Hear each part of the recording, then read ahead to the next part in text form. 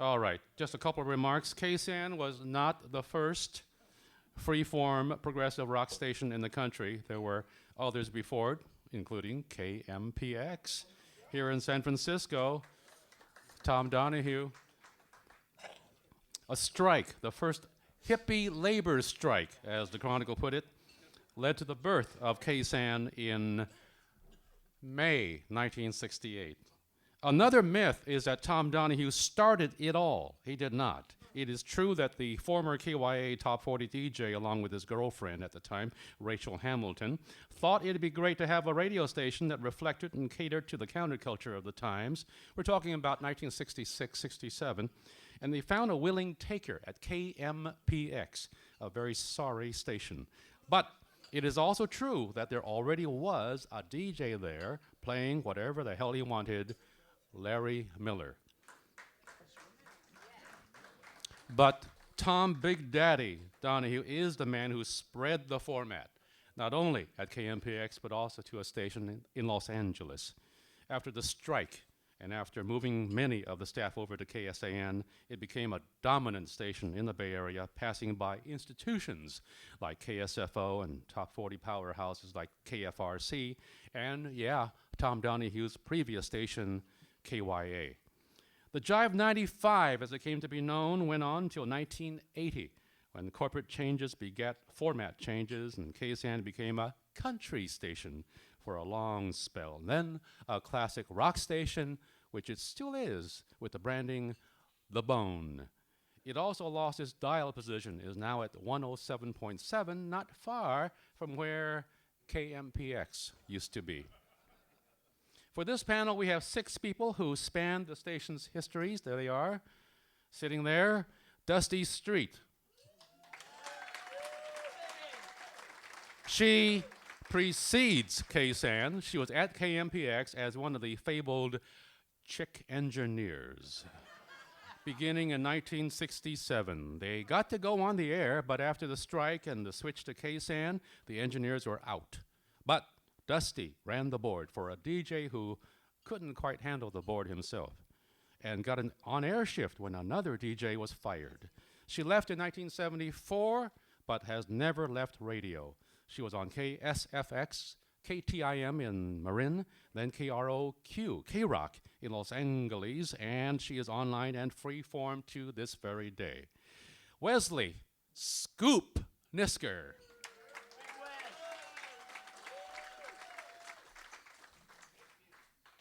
Joined KSAN in 1968 and became news director that year. Did his revolutionary audio collages and commentaries on and off until 1979. He was a regular on KFOG in the 80s, ranging from news director to occasional commentator. By then he was what he calls a professional Buddhist, teaching meditation and writing books, including the best-selling Essential Crazy Wisdom. He has 2 albums out. He performs a monologue called How to Be an Earthling. Scoop Nisker. Richard Gossett.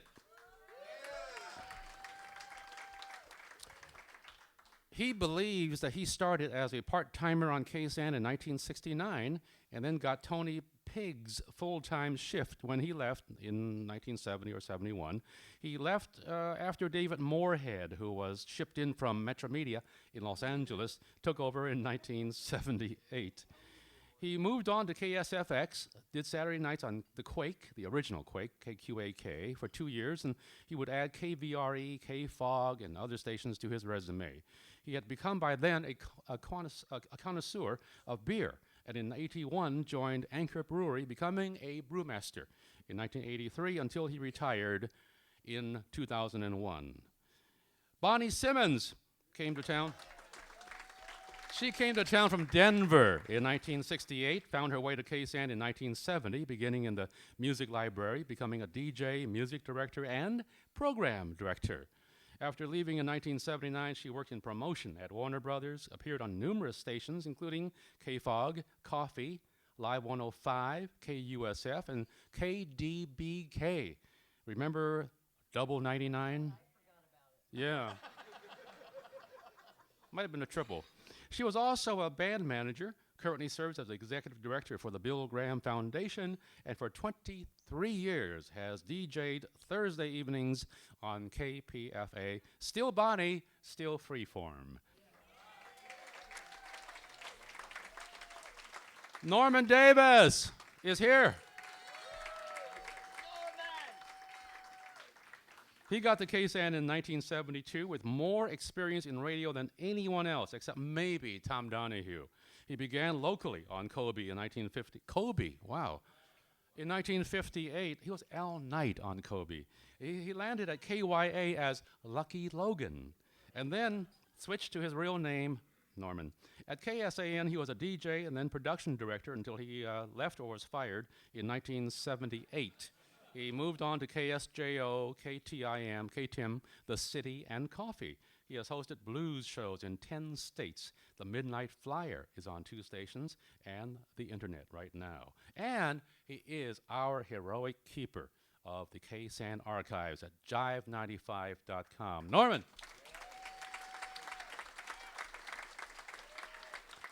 Terry McGovern. It's not like Oprah Winfrey here. McGovern!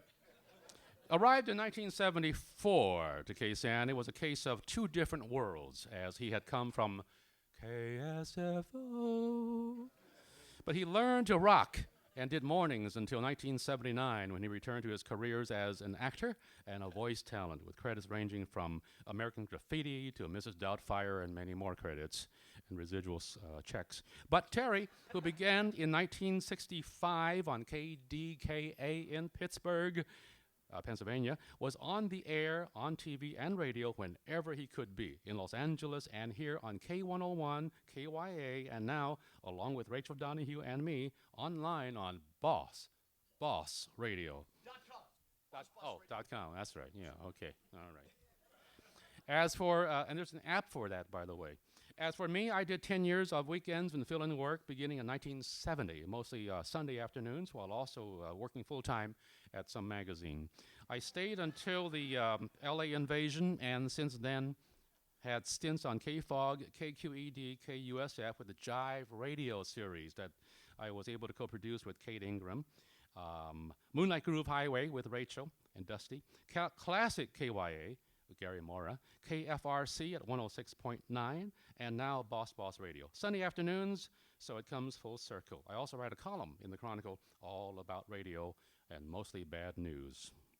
But today, we go back to the beginning of KSAN, and at least half of our panel was there. So, Dusty, Scoop, and Richard, these questions, or this first question, I think is for you about the beginning of KSAN. 10 years after the Summer of Love, KSAN did it must have been a week-long or a month-long special called What Was That? So that is my first question. What was it, this formless form of radio that sprang from the underground? Let's go to one of our chick engineers on the panel. Street. Thanks so much. Chick engineers, indeed. I got a lot of grief for that as well. Somebody wrote in the bathroom wall, "Dusty is an easy street." And just I don't think they meant it the way you just thought it. But it's very interesting because when I started at KMPX as a chick engineer, I knew nothing about engineering, you know, so I just kind of went in there. I told Tom Donahue my name was Dusty Street, which it actually is, and I know, and he hired me. He said, "Do you have a license?" I said, "Sure." I thought he meant drivers. And so it was about 6 months before somebody finally realized I didn't have a license on the wall. And at that point, I went into Paul Boucher and I said, "What's a license and where do I get one?" And he said, "You go down to, Radio Shack or whatever the equivalent was." And he says, you fill out this form. And I did. I passed it, but only to be a .. engineer, Western. I could have worked at Western Union, but I had no broadcast endorsement, so I had to work for a little while longer before I could figure out how to get that one. But it was nice enough of Tom to start a chick engineer show because they were always clamoring to get on the air. And I think that's where Tom first figured out that I actually could do a radio show. So when we came over to KSAN after the strike, I was there engineering for Abe Vaco-Kesh. I had been with him doing some recording in the studio with people like Harvey Mandel and Blue Cheer. Oh, God. My ears are still ringing. So Vaco got completely messed up at a particular wedding, and he said to Tom, "I can't do my show." So Tom said, "Well, Dusty, you do it, because you've been his engineer all this time." So that's how I got my job on the air, and it was interesting because of the fact that I was the only woman on the air anywhere on the West Coast, actually pretty much anywhere in the country, with maybe one or two exceptions. I think maybe Allison Steele was on WNEW at that time, and I know there was a lovely lady named Yvonne Daniels in Chicago. But the only person on the air here in San Francisco was, anybody remember Gail Garnett, Will Sing in the Sunshine? Well, she was Mother Coit. Right. And she had the all-night show. Yes. And so, as far as I knew, that was the only female that I had to look to as to what to be like on the air. And I thought, oh, hell no, not me. And so, fortunately, I had Tom Donahue, Vaco, and Bobby Dale, who taught me how to do radio. And that's, I think, one of those, can you imagine the three of those guys teaching you how to do anything? But that's where, Tom was brave enough to hire me. Vaco was brave enough to take me into the studio and teach me how to hear, as well as a deep love for the history of music. And Bobby Dale, without ever knowing it, taught me how to talk on the radio. He taught me how to be my own self. I always loved listening to Bobby talk to himself on the air. It's like he would say something and he'd say, "Yeah, Bobby, did you hear that?" And it's like, wow. And so it gave me that. It gave me the ability to relax enough to think that I was talking to my friends in my living room, because, let's face it, we were all loaded most of the time anyway. And whether there were people in my living room or not, I was still talking. So, it all worked out really well. That was probably what the whole KSAN experience was, is the fact that we pretty much invented ourselves, and we pretty much invented the way we wanted to do radio right then and there. And if it weren't for the guidance of Tom Donahue, and I mean guidance by the fact that he hired people that he believed in, and then he let us do our job, or he let us figure out how to do our job. I remember he gave back one of my record lists, one of my playlists once, because we always wrote down what we played. And he circled the one or two Led Zeppelin or rock and roll songs that I played, and he wrote a little note under it: "Please play more rock and roll." Thank you, Dusty. No. And she has. She still does. All right. Richard was next, chronologically, I think, to KSAN, 1969. And like Street, you came in, I think, with no radio experience. Exactly. Actually, I started practicing. I got a job. Then I was like you. I was working at San Francisco State. I was in the radio department. I got a job producing KNEW talk radio shows over at Jack London Square. But I used to go and hang out and watch Dusty be Tom Donahue's engineer. In fact, one of the coolest things is when Tom interviewed Eric Burden from, Eric Burden and the Animals, and I couldn't understand a word. And Street's on the other side of the glass doing the engineering. Tom's interviewing Eric Burden, and he had the thickest Northern English accent. I don't know how anybody can understand it, but that's what I did. I used to go hang out in the evenings and sit on the floor and just watch. Listen. I listened at home, but when you were in the studio, to watch both Tom Donahue and Tony Pigg, the way they moved inside the control room to get their music, to form their phrasing, to emphasize words, all that was a learning experience. So I got to do that too, and I actually grew up on KSAN, though I did get a part-time job at KNEW. I used to go, Tom would say, "Go practice." So I'd go in the back studio at KNEW and use the turntable so I could make segues. Then I started working at KRTG in San Francisco State. Yep. And then when they all moved over there was a time when I got a part-time job, and then when Tony Pigg left, I got to work full time. But I really got to learn on the job without actually being on the job, just being there night after night, and they allowed me to do that. So Being that was there. cool. So one of Tom Donahue's geniuses was his ability to mix professionals. He had Tony Big on KYA, Tony Pig later in life, and Ed Mitchell from KFRC went underground, and then kids from the street, women who impressed him. We were the youngest people Yeah. there. Everybody else were professional radio people, which we got to suck some of the genius out of watching and listening to them. Yeah. And that's how I became the way I was, and I'm sure you That's too. how I became And the Bonnie, way I I mean, all of us, we had this senior staff Yes, who were kind of renegades from the normal media. mainstream. Yeah. Yeah, and it was so beautiful that it was so small that you were able to get in there and do that. And they were nice to you. I mean, they were not Sometimes. protecting their jobs. Yeah, Yeah, but Bonnie no, came in from the I mean, outside they, also. Street, they were. I mean, come on. No, they they could have always- easily sent us flying. Oh, yeah. Bonnie outta here. began by, you had friendships within the station, so you began hanging out at the station at KSAN, correct? Yeah, and all of us, you know, it resonated with me just listening to Richard talking about watching Dusty and Donahue. For me, I guess it was Vaco. Yeah. You know, that was the first person that I started hanging out at his feet and learning about listening to records and music. And Vaco was a magician. he was absolutely a musical magician.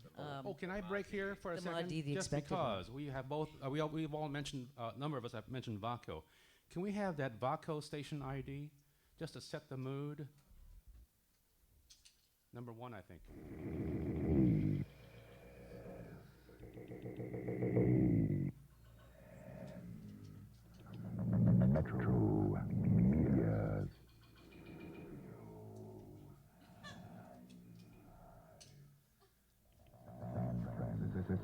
You people in corporate broadcasting are probably saying, what in the hell was that? A little different from a Drake jingle. Yeah. But it was also stereo, because we were FM stereo. I don't need a microphone. Play over the music, yes. So you could watch the VU meters going back and forth. Right. Pink Floyd song. Yeah. And that's exactly what we did. Watch the meter go, wow, isn't that cool? But Bonnie, now friendships, hanging out led to a job, but not without having to pass an astrological test. Would you mind telling a bit of that? Sure. I had spent some time, I'd gotten to know Dusty and Luther Green, who's also with us today, and my ex-husband Bob Simmons was doing some work around and at KSAN 2 at the time. And I had, after working for, I started in the Bay Area. My first job was with a fellow named Olin Harrison, who ran sort of a legendary record one-stop and record store south of Market called Advanced Music. And I got quite an education, particularly in 50s and 60s R&B by working at his distributorship with a lot of the black R&B mom and pop stores in the Bay Area. And then I started working doing something called special orders. I don't know if you guys remember this, but we all pretty much lived in a world where at one time you could hear a record and decide that you wanted to copy the album, so you would call your local record store and you would ask them to order it for you, and then they would call a distributor. The distributor would find the record wherever it was in the world, get it to the record store, and then the record store would call you and tell you your record was in. I know this all sounds a little peculiar, but that is how we all lived back in the day. And I was the person who, at a distributor, did all the special orders for records. So I knew how to find all these crazy arcane albums wherever there might be in the world. And Dusty became, well, first I applied at KSAN when Tony Pig was music director. And I went all through the interview process, and then Pig told me that he wasn't able to give me the job because he felt that the only right thing to do in having a record librarian was to hire a Virgo, because they were very detailed. Oh, no, that's true. No, I and and it wasn't until Dusty became music director. All the full-time jocks would take a shift kind of as music director for 6 months or so, and Dusty became music director, and she knew that I knew how to find records. And so I was able to get my first job at KSAN as record librarian and public service director. And you went on from there. Scoop. I don't know this about you. I don't think you had any training as a broadcast journalist when you ambled into KSAN for the first time. But I remember that before KSAN at KMPX, Tom Donahue laid down the law in a PD memo that the air staff should stay away from political commentary and news. He said, "The music is sufficient to speak for us." Things had changed, apparently, by the time you wandered the halls. How did that happen, Scoop? Well, let me just begin by saying that I have a little raw throat here, but so I apologize for that. Also, I didn't think, I thought you had to die before you became a legend, so I'm really surprised that I know. I've Son of a become bitch, one. are you dead yet? Yeah, no. When I came up to Donahue in '68, I had been a morning disc jockey on the weekends at a radio station for the University of Minnesota, but not really, I didn't really have a radio experience. And I said, you're doing all this incredibly great music, but the disc jockeys are just ripping the wire services and reading the headlines. You should be offering your listeners some different kind of news, some different slants on the news, like satire, He said, well, all right, why don't you come in next week and start doing it? And he literally walked off the street into this position. I did the news with Stefan Ponick for a while. We did, kind of standard characters and doing some satire. And then he became program director, and I became news director, and I was all alone doing the news. So I started putting these collages together and splicing and dicing up the politicians' But speeches. what inspired that idea of taking pieces of audio, and not just from current news, but from everywhere, cartoons probably, comedy albums, real people on the streets, and mixing it into your version of the news? How did that happen? Yeah. I don't know. I was inspired by the Lord. I don't know. No, you asked earlier, your first question What was that? What was that? And it was such a mixture of events and moments in history. There was a war. There was a counterculture that was pretty unified in its opposition to the war and in its cultural, trappings and its behavior. And there was this music that kind of solidified that whole counterculture, that whole young, revolution. All those things coming together created KSAN, and I don't think, the conditions had to be ripe. And the music, I used to say, the music is the news, and the news is the music. And they fed each other, and they created. They not only were we were not only the voice of the counterculture, we created the counterculture. And I remember I was interested always in spiritual matters, so I would interview all these gurus who started coming through town every week in 1968, 69. All these famous Indian teachers and spiritual masters, and I got to interview them all. I feel so privileged to have been there at that moment in history. It was what a gift. They were your rock stars, the spiritual leaders. No, the rock stars were my rock stars. Oh. Yeah, they were. I mentioned Terry as having come from two different worlds, but so did Norman Davis. When he joined, he was next in line to join KSAN. He had come from traditional radio. I mean, wonderful Kobe, KYA 1260, Boss of the Bay, doing requests and dedications at night. And then given permission to use your real name, finally, Norman Davis, and now KSAN. So what was that transition like for you? I was one of the very few people that had previous radio experience working at KSAN. And I guess I'd been in the business about 15 years. I was hooked on radio from the time I was about 3. And we used to gather around the radio. That was before television. And we'd watch that little glowing dial and listen to the Aldridge family or Fibber McGee and Molly. And those were family moments, and I just thought it was magic. And I still think radio is magic, although there aren't very many practitioners of magic anymore. Amen, brother. But it was a smooth ride for you, gliding into KSAN and being let loose in terms of music, production. You grew to become production director. You produced long-form specials or co-produced them with Rick Sadel and others.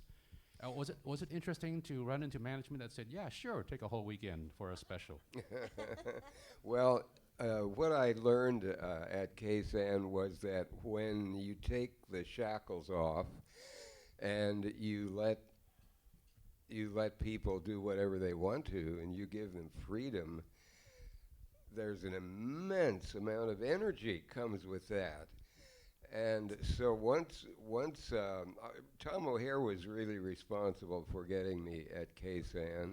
He and I became friends on my first underground station, which was KZEL up in Eugene, and where I met Tom. And he wanted to get me on KSAN, and eventually that happened. But the creative factor, it was like a fountain.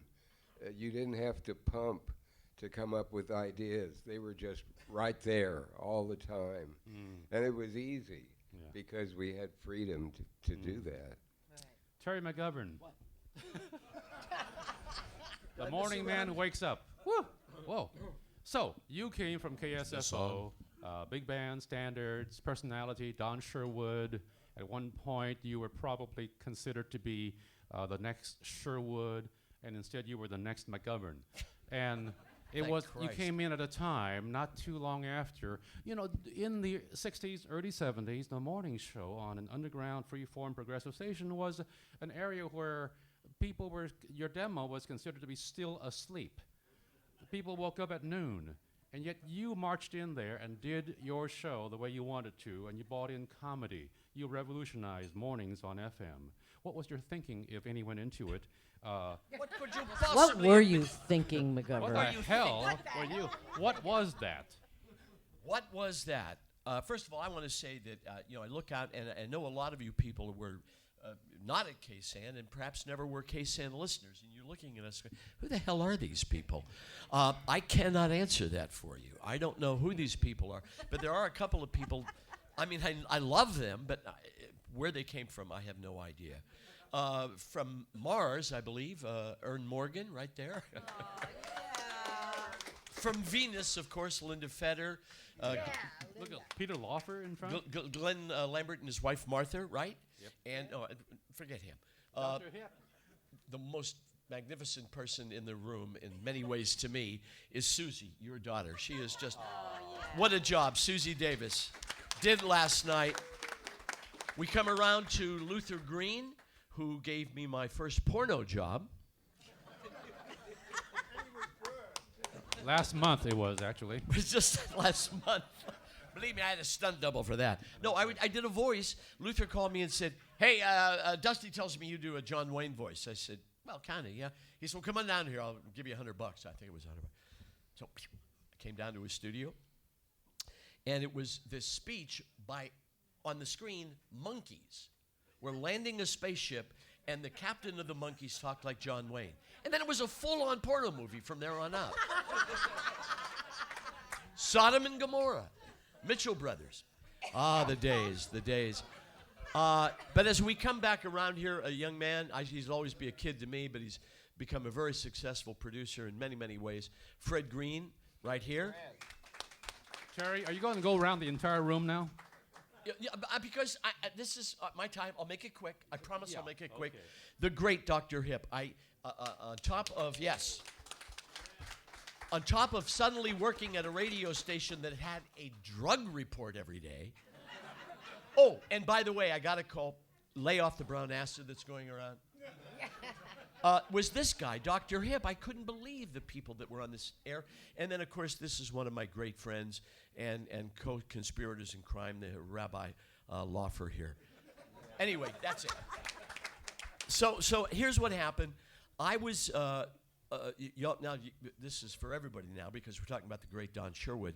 He got hired back to KSFO in '74, and he set the station afire. He just burned it down and kept only me and Gene Nelson. What we had in common, I have no idea.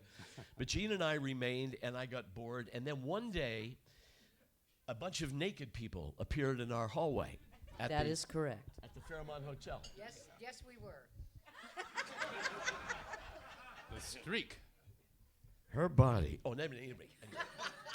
And they ran up and down. And unfortunately, O'Hara was also naked. No. But aside from that, I said, this is the freaking circus. I want to play there. And one thing led to another. And I met with Tom in Mexico, Molly and I. And he said, I want to hire you because you're good at middle of the road. And we're just a different road. I don't know what he meant. But he had this mechanism in him that said, always stir the pot. Always cause things to change. And for weeks after that, years actually, I got hate mail from people who thought I got Stefan Panik fired. Stefan forgave me years later. But the fact of the matter was he was a pot disturber, if you know what I mean. He liked to stir it. And he came up, this thing, please, if there's anybody in management in this room, probably not.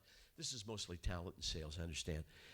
But Tom Donahue and Gene Autry had the same broadcasting philosophy. Hire them and let them the fuck alone. Yeah. You couldn't sell that to a radio management person, a corporate manager. They would think you're insane. I remember a guy from KFOG in the 90s caught me at a party and said, I understand you guys played whatever you wanted. You know, that's bullshit. I heard that whole legend stuff, you know. Yeah. But it was true. And we got to operate the way we wanted to operate. And I had the best time in broadcasting in my life. I have never, ever experienced anything like this. She was my boss. Imagine. My favorite DJ in the world. Did you hear that voice? Richard Gossett. I worked with Norman from KSFO. Scoot Nisker, I only got to play his news shows on the tape, but I got to work with the two best newsmen in the history of, with all due respect, Dave McQueen and the indomitable Larry Lee. Yeah. Cronkite, Brokaw, forget about it. Larry Lee was absolutely the best newsman I ever heard. Okay, so I know I got 10 All right, seconds. Terry. No, wait a minute. Wait, 10 seconds. I wanted to, or I'll forget. Oh, and Dusty is the reason I am here today because she got me hired at KSAN, brought me in, sold me to Tom Donahue, and on the morning of my first show, she stood on the other side of that old Gates board in the blue toilet, we called it, the studio. Yes. She stood on the other side of that. I said, I can't believe this. I've been doing radio. I'm nervous. She said, as I started my first record, she said, have a great show. Dusty Street. Thank you. All right. Simmer down. Street, is that true? Yeah. Oh, yeah. Absolutely. I flashed every single one of these sons of bitches at one point in time. You never flashed me. Oh, honey, I just didn't want to embarrass you. Us weekend guys missed out apparently. I got Ben, flashed by O'Hare. So. Can I just break in with since you used the title of the KSAN 10th anniversary special, it actually Yes. had two titles. One was Suddenly Lost Summer. Yes. And then the subtitle was What Was That? Just with the genesis of What Was That. I don't know if you've ever heard it. You going to tell the story behind it? Well, it's a little story, actually. It came from Donahue, and he had a partner when he was at KYA named Bobby Mitchell, that some of you probably remember, quite an extraordinary disc jockey himself. Here to clear up your face and blow your And mind. funny guy. And, oh, careful. And Bobby, unfortunately, was very ill for some time. And what was that is what Donahue always claimed were Bobby Mitchell's last words. Oh, wow. That he sat up in bed at the very moments before he went and said, "What was that?" What was that? Speaking of the Donahues, Words to die by. I'm not sure Terry got around to them, but Buzzy and Dee Dee Donahue are here. There they are. And speaking of what was that style of KSAN announcing? The laid-back, free-form, It's called marijuana. personified by Richard. Yeah. Good Street. Norman too, but Yeah, Richard, can you address that? What was that? It was really like that, kind of slow. Actually, Ben, it was anti Top 40. Yeah. I mean, everyone else was blah, blah, blah, blah, blah, blah, blah. And so we were real cool. And But, in the beginning, what? Waterbed commercials, Lost Dogs. We did a lot of, voice. We didn't have a lot of produced spots. Yeah. And so everything, But you're right, it was a style. And I picked mine up from Tom and Tony Pigg. Though they were both top 40 disc jockeys, they had the slower delivery. Yeah. And a little lower, not up here, Right. like I can talk both, but yeah, I was shy Yeah. because I wasn't like Terry. I wasn't in the theatrical biz. I was a student at San Francisco State who loved music. What can I say? And smoked a lot of weed too. Yeah. And by the way, that does not cure glaucoma because I do have glaucoma as well. Just a little side thing. If you think. Doesn't do it. Ben, can I say one Of course. quick thing? First of all, he was Talk into my. you're my really. You say that to all the guys. No, because I used to do a bit about him in stand-up, but I want to just say one quick thing. Last night, Norman Orr, among other wonderful people, were at the concert. Radio. Is this thing on?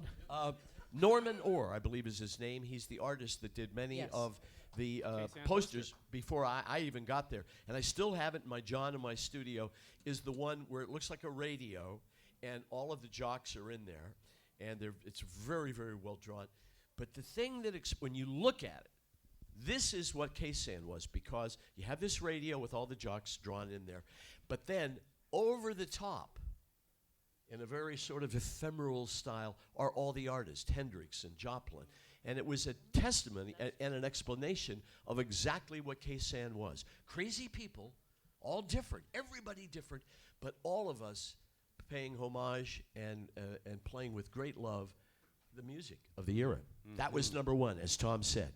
I think talking about the style of announcing, we can also say and pay credit to the jazz announcers we had here in the Bay Area on K-Jazz, of course, out of Alameda, and other stations, because they were conversational, they were lucid, they were hip, they explained the music and the musicians. And I think that was appreciated by us who were lucky enough to hear jazz radio. And I think that kind of filtered down to what we were doing. I know I learned from Richard and Stefan in terms of my own fake style. Yes, I want to say something really quick. And the other thing, too, is when I talked about Bobby Dale teaching me, unbeknownst to him, about how to speak, is that Bobby was always, I got from Bobby that you were always talking to your best friends in your living room. And you never yelled at how do you talk to your best friends in your living room? And so that pretty much became the style, is that that's how you were communicating. It was not that you were trying to be, this whatever it was. And I never regarded myself as a disc jockey in that particular vein, because I always thought that my talent was the music, and I always thought that if I got on the mic to talk, it was just to give the information about the music, but the music was what was important. You were encyclopedic. Yeah, but Well, Dusty, thank you talked like I did. We talked through our music, so you could do 20-minute sets easily without coming out. And modern radio or commercial radio hated that. Mm. You didn't want you in every, no segues. Yeah. There's got to be a call letter in there. We were able to do that. Could run around the corner to the financial corner and get a couple beers. Get I a was couple going to of say, we beers. were also really lazy, and we didn't want to talk that much during the course of Or an go to hour. the bathroom. Yeah. Yeah, play a long but cut. no, Justy, it was we talked to our music more, Yeah. and then later, as KSAN evolved, we did become a tighter station. We did have to talk. But Richard, this advantage you just spoke about led to your demise. You went to the financial corner and you would get a couple of shots, a beer and something else, bring it back to the studio during a long set or a long track, and then you would do your show. But then one time you went in there and there's some people around there who saw you, like the bosses. Yeah, well, I made sure they saw me. Ha. It was David Moorhead, and the people from L.A. had come up to take over KSAN, and I was about ready to leave anyway. Things had changed a lot, and so I didn't. Normally, I would have hidden that. I would have gone over when no one was around, got my 2 beers to go back to the station, had a little shot. But I decided to, hey, hi everybody, and I'm going back to work. They considered us, which I thought was a compliment, Dusty, and they called us the art farm on the West Coast. Remember when Metro Media thought of us as the art farm on the West nice. Coast? And I thought, cool. Yeah. This But is a man who had the management skills of the commandant of Treblinka. Yeah. He They called him was nuclear warhead for a reason. Norman, in your scrapbook, I see you actually include your letter of termination from KSAN. Why were you fired this last time? I'm sorry. Yeah. Why were you fired from KSAN the last time? There was a time in the late 70s when our ratings started to slip for various reasons. One was Camel, one was some competition, and the other was a change of management who had maybe some different ideas on how to do things. And what was the question? Why? I can ask another How I got question, but fired. why were you let go? I got it. I think if we jot it down for Yeah. No, what happened was there was a big staff meeting, and that's when Abby Malamed, the new program director, it wasn't you. No. No more guilt for Bonnie. And anyway, they explained to us in this meeting how they were going to help us improve the sound of the station and the ratings by giving us specific tracks to play from various albums. Yeah, and I don't know, I should have just shut my mouth and kept on doing what I was doing, but I stood up and said, that's not what I was hired to do, and I'm not going to do it. And I got a notice 3 days later that I was terminated. Scoop, what was the impact on the news side in terms of the changes of fortunes for KSAN? Did they begin to downsize the news coverage, for example, or cut down the staff? Well, they cut me down. I guess it was 1969. The San Francisco Examiner accused me of being the voice of the rioters who went on a rampage after the Chicago conspiracy trial verdict came in. And they said that people were listening to me telling them where to go to break windows and create havoc. I would love to have taken credit, but I didn't. I don't think I was the voice of. Anyway, they told me they didn't fire me. They told me I could stay and keep doing the newscasts, but I had to take all the rock and roll out from under it. I had to stop doing the collages, which were very emotional and filled with a kind of fiery rhetoric and stuff. And that's so.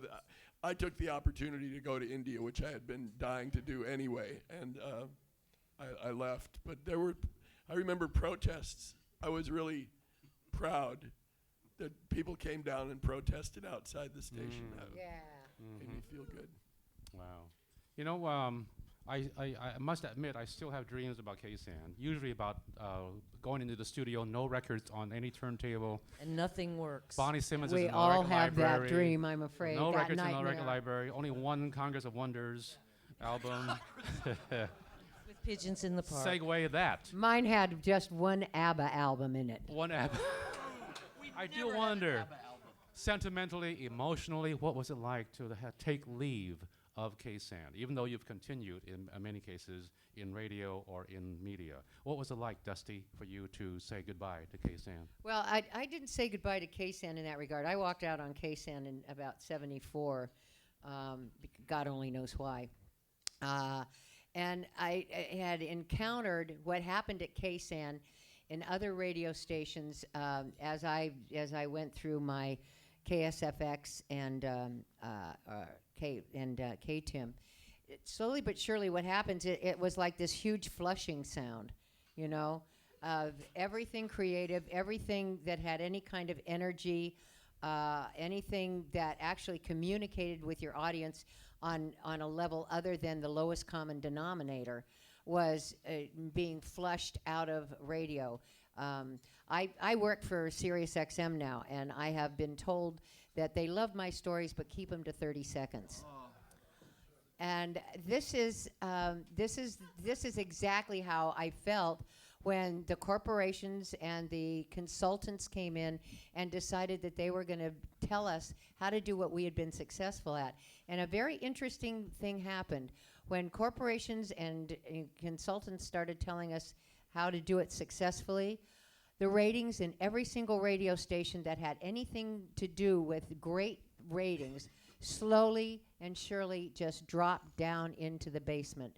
Whereas we could be pulling something like 15 point somethings back in the heyday. Now if you're pulling a 3.9, you're considered a huge success. So it didn't happen just at KSAN, it happened to all of us that were creative in FM stations across the country.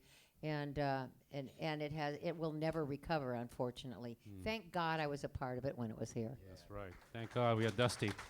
Bonnie, for you, do you still think a lot about those times and what you left behind?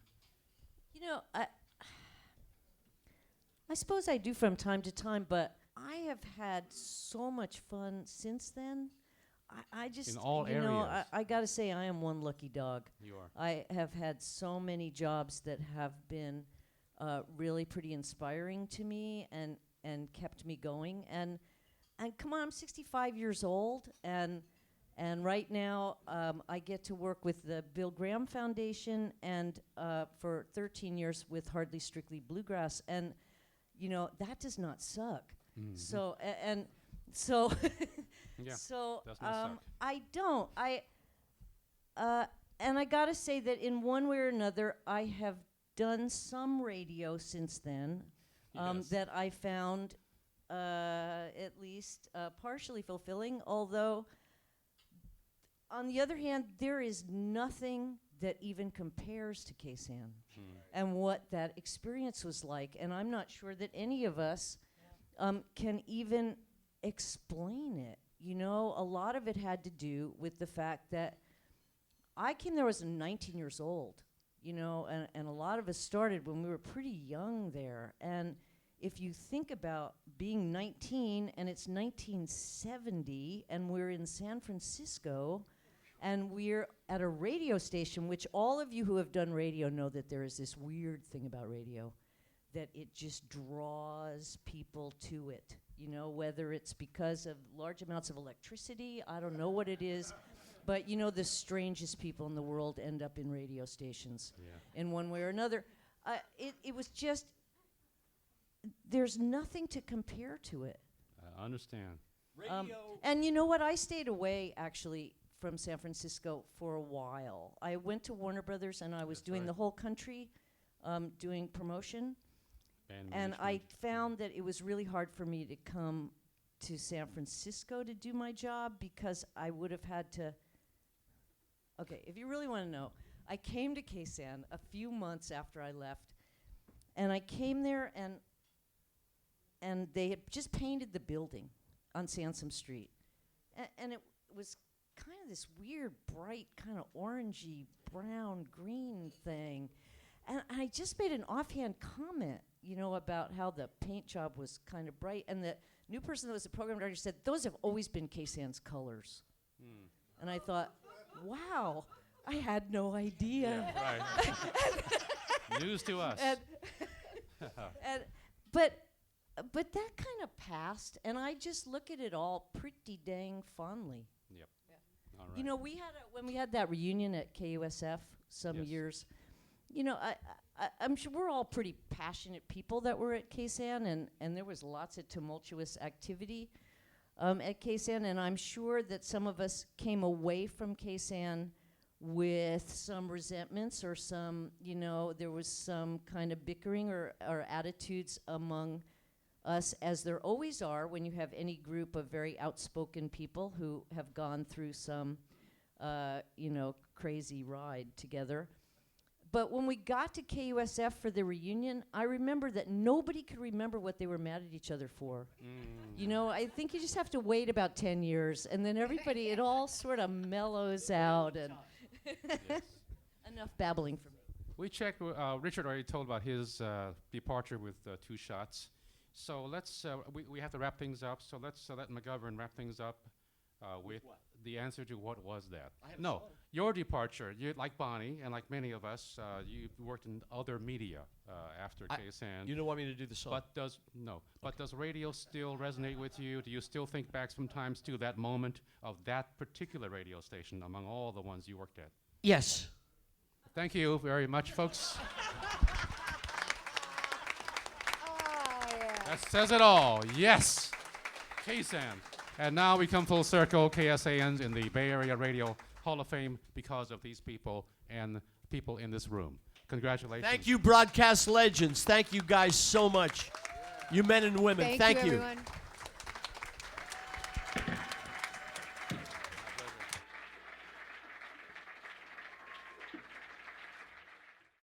KSAN is everything that radio can be. You'll like it.